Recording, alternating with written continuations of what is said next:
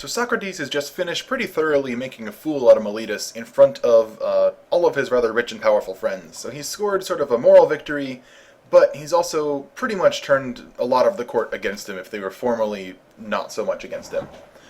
His chances of winning this trial are not looking so good, even though he's probably coming out ahead on the actual points. At this point it occurs to him, well, should he be afraid of death? Because death is a possible consequence of this trial. Should he be afraid of death? And he's still mocking the court at this point by saying, look, no matter what you do to me, what you could do to me, I don't care. So he's going to say, well, death, no, I'm not afraid of death. Death is just the unknown, and I don't really fear the unknown. Why would I? It's not scary, it's just a mystery.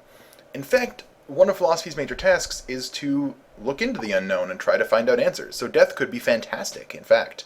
We'll talk more about death a number of times in the reading for this week. There would be some bad consequences of a guilty verdict, though, Socrates allows.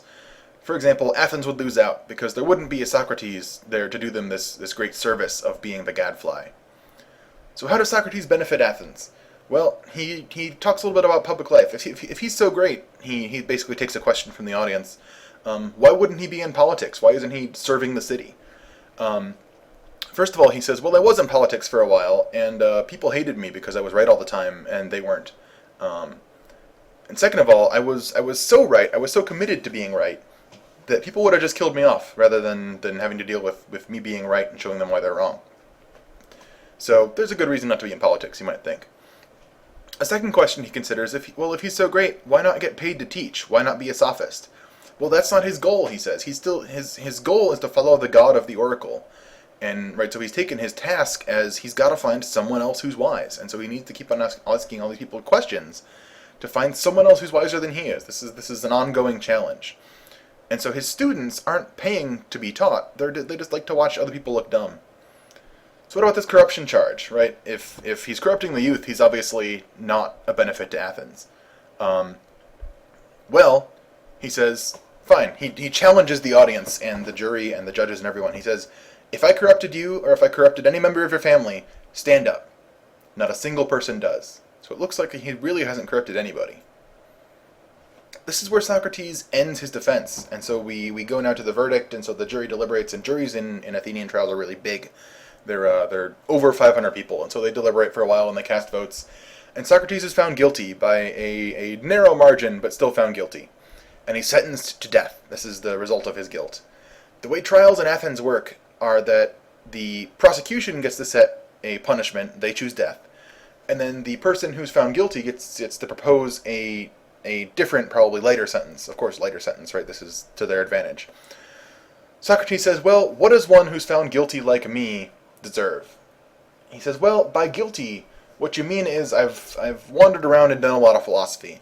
And in fact, right, we just talked about how he sees this as a major benefit to Athens. So he says, my penalty, quote unquote, should be free lunch at the Prytaneum. The Prytaneum is sort of this fantastic gym complex where gladiators and Olympic athletes train. So my penalty for being found guilty is free lunch for the rest of my life.